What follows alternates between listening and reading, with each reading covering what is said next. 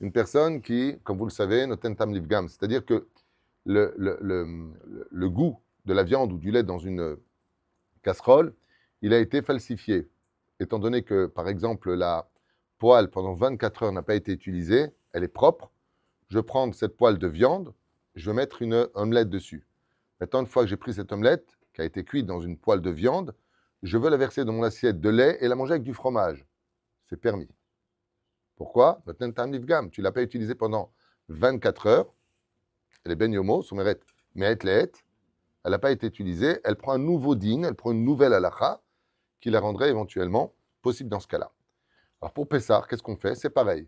Seulement, comme l'explique le Rav Yitzhak Yosef au nom du Rav Ovadia Yosef dans Chazon Vadja El Chot Pessah, à propos de notre Tentam Nivgam, si par exemple tu t'es trompé et que tu as pris la casserole ou la marmite de Hametz qui était propre, non utilisée pendant 24 heures, et que dedans tu as cuit ton msoki pour Pessah, est-ce que j'ai le droit ou pas de manger cette nourriture? Ça a été cuit avant Pessah?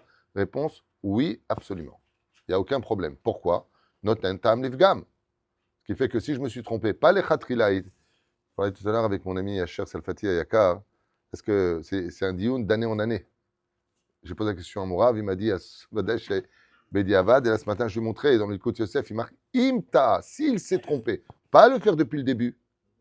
Pas le faire depuis le début. Imta, lola sotetzel khatrila. Ah, c'est le Rav Binyamin Chouta que je cherchais tout à l'heure, qui possède qu'à dire dans la halachot. Il dit Vadash et Bedi Avad velo le khatrila.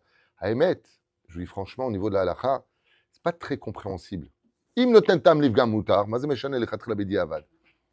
Haemet, il y a un endroit où vous avez la question. Je me suis assis une fois avec le Rav Chaim Pirzon sur cette halakha-là, et il m'a dit c'est dur de dire bedi avad. Notentam livgam, c'est mutar, nekuda, ma atarotse. Malgré tout, lola sotedze. Bedi avad, tu prends tes sirim, tes marmites de Pessar, tu fais cuire dedans ton zéou. Aval, prenons le cas par exemple, là ça va faire plaisir à mon ami Hacher, tu reçois 40 personnes. Maintenant, ta marmite de Pessah, elle est pour 4 personnes. Pourquoi? T'es marocain. Pas beaucoup de monde. Ils font soudatier trop comme ça, petit comme ça. D'accord? Parce que dans ce cas-là, ce serait permis, Zebidu Kainyan. À partir du moment où j'ai rien d'autre que ça, je prends cette marmite-là, elle est propre, pas utilisée pendant 24 heures, j'aurais pu, dans ce cas-là, faire cuire mon soki, par exemple, ou mon olmo, pour les 40 personnes. Est-ce que j'ai le droit de consommer Chouva Iken? Et c'est pareil pour les médicaments. Tous les médicaments dont je ne peux pas me passer, je suis obligé de les prendre, comme L-troxine, par exemple, pour la thyroïde. Chaque jour, tu dois les prendre. Étant donné que Outam, Livgam, qui n'est plus digne d'être mangé par un chien, même s'il y a dedans de la milane, même s'il y a dedans du chita, du chametz dedans, il est betarov et chametz, étant donné que j'en ai besoin et qu'il n'a pas de générique, il n'y a pas d'autres médicaments, et que mon corps en a besoin, même s'il n'y a pas de danger, hein. C'est-à-dire même s'il n'y a pas de danger de mort, et que j'en ai besoin, il est tout à fait permis de les prendre pendant Pessah. Les conditions, je les répète. 1, il n'y a pas de générique, il n'y a pas de quoi les changer avec Kacher et Pessah. 2, on ne sent pas du tout le goût. Comme les cachets blancs qu'on a, ils sont amers. D'accord? 3, c'est indispensable pour moi, je dois les prendre. Donc pour ça, vous avez des médecins, posez la question.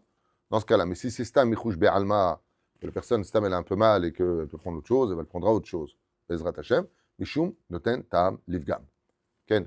Je peux même les acheter pendant Pessah dans une pharmacie chez un non-juif, même pendant Pessah. Je peux tout à fait aller là-bas. Ce que je vous dis, c'est Ilchot, Ilkut Yosef, Ilchot Pessah. Ken.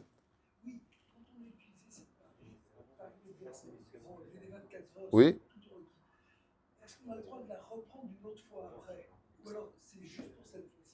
C'est-à-dire, je ne comprends pas la question. Une autre fois, pourquoi faire? Attention, ça pendant Pessah, c'est Assour Be'echlet. Pas pendant Pessah. Ken. On parle avant Pessah.